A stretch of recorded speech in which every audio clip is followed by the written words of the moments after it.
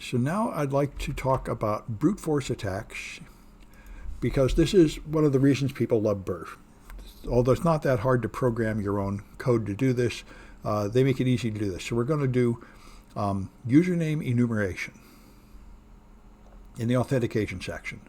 So here they're going to have candidate usernames and candidate passwords, and they have 100 of each. So we're going to use them. I'll just open them in another tab so I've got them for later. All right, and so now we open the lab as before. And so we're going to investigate the login page and submit an invalid username and password, find the post, and send it to Burp Intruder. And we haven't used the Intruder tab yet, so it's important to try it out. Let's see if Burp is going to open this correctly or what. Or I should say Web Security Academy.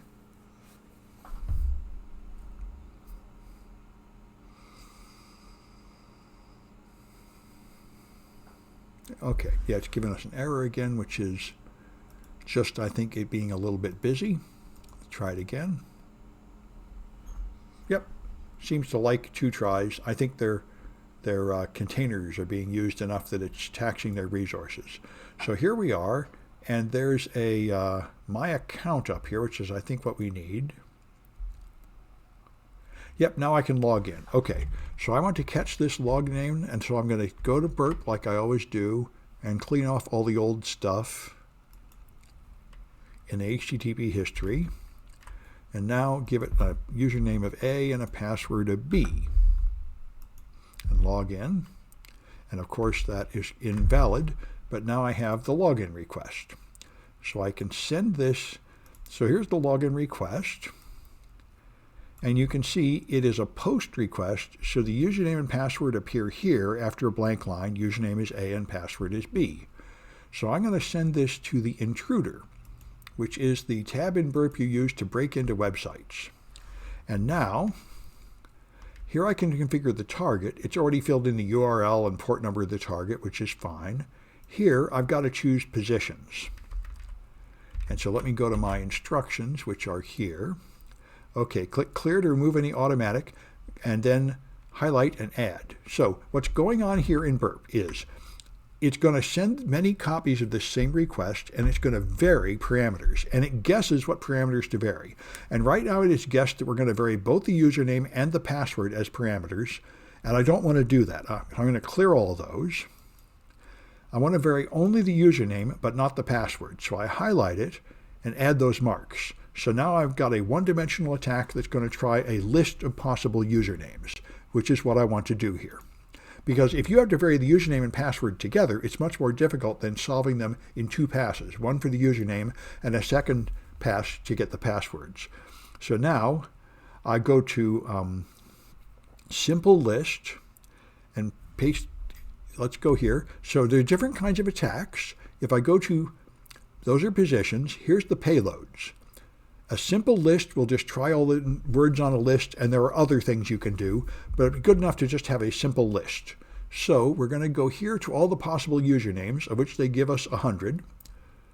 So I highlight the 100 usernames and copy. And now I go and paste that into my simple list. Okay, there's my simple list. And I think I can just start the attack. Let's take a look at the instructions and see if I've skipped anything. Paste in, then click Start Attack. Okay. So I start the attack, and now it warns you that it's going to slow down the attack artificially just to irritate you, to punish you for using the free version of Burp. The pay version costs like $300, although you can get a 30-day trial of the pay version. So you see, it does the first 10 pretty fast, and then it starts slowing down. And the point of this, which is pretty awesome, is it just does the request, and it checks the status and the length, and you're just looking for the one that is different. And this is checking for a very common mistake in web pages.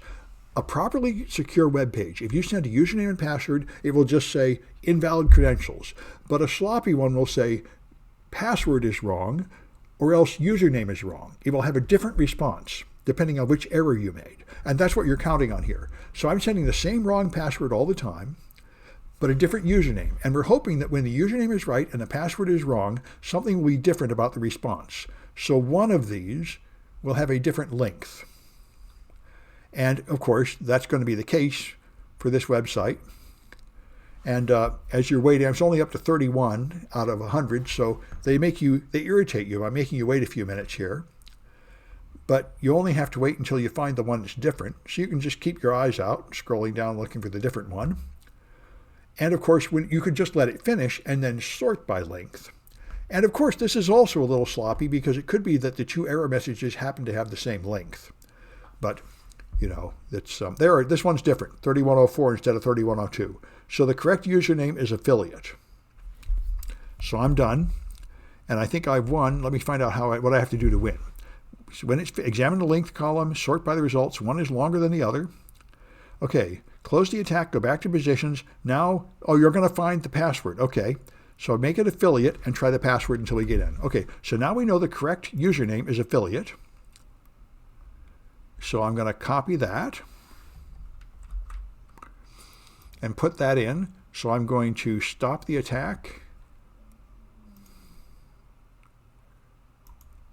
Okay, now go back to positions, clear all this stuff, and I'm going to put in the value affiliate for the username.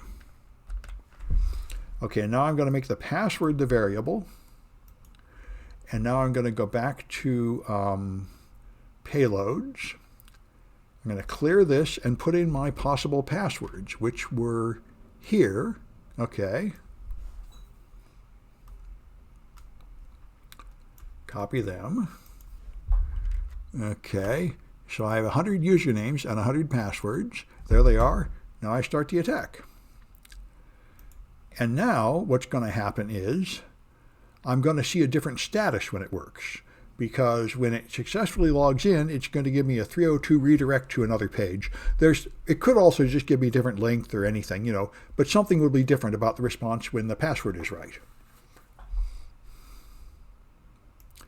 So as you can see, you could totally write a script in any language to do this, but Burp makes it pretty easy, and ease of use is pretty much why you pay for any graphical tool. And if you pay the $300, it zips right along, going as fast as you can. Although Turbo Intruder zips right along too, but it's a little harder to use.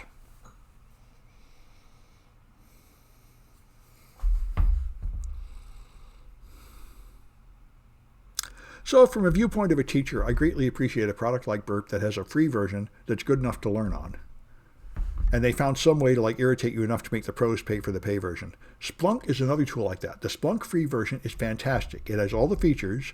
The only problem is everybody is logged in as administrator all the time and they can totally mess it up. I really appreciate that. That's something that makes it so my students can learn, but it's a punishment certain enough to make the pros really pay for it. It's the sweet spot. What's no fun is when they cripple the free version to where you can't even really learn how to use it properly.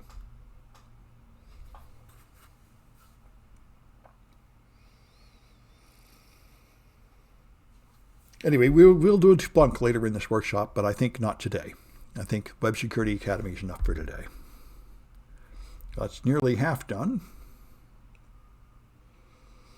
And of course, in this, they chose the length of these lists to be so that it's not too irritating to do with the free version, obviously. But if you had a list of 10,000 or something, you really wouldn't want to wait this long.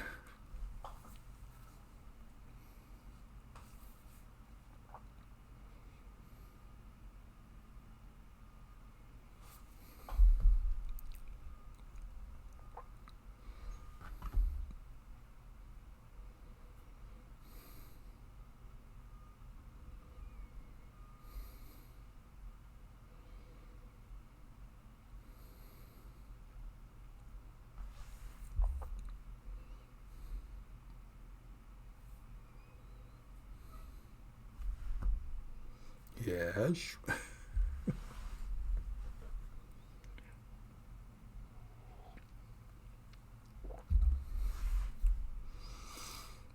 Well, I'm in for a penny, in for a pound. I'll wait long enough to get this one.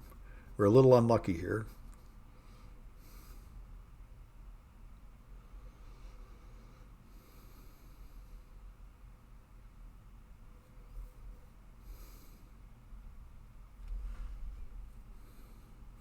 I think they keep slowing it down more and more as the list gets longer, or else it's my patience failing.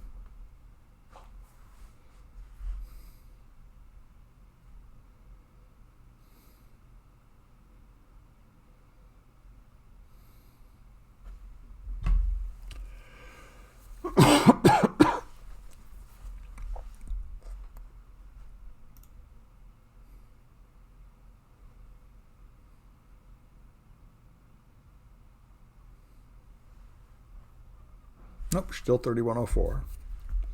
Well, can't be too much longer to finish up. I didn't miss the short one, did I? Nope, all those are really wrong. Okay.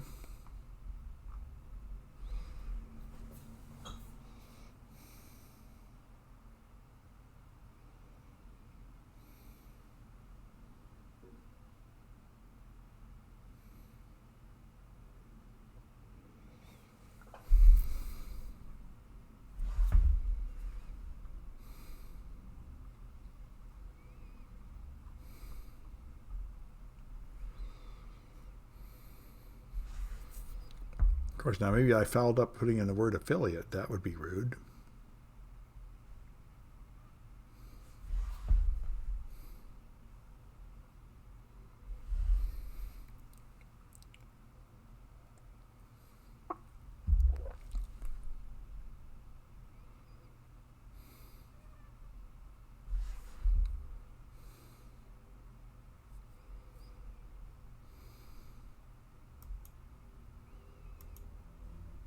Affiliate, no, looks like I put in the right name. Affiliate, okay.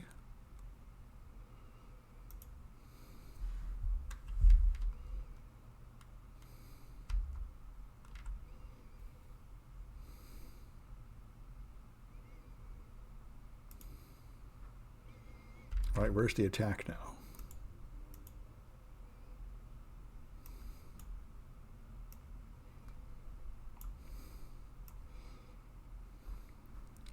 All right, what's the deal here?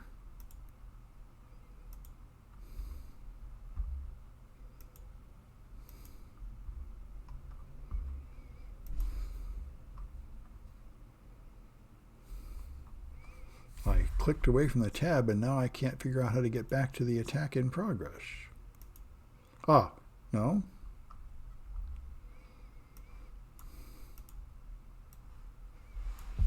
Well, that's rude.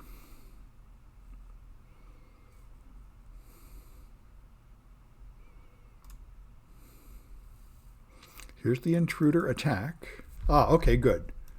Well, no, this is the attack.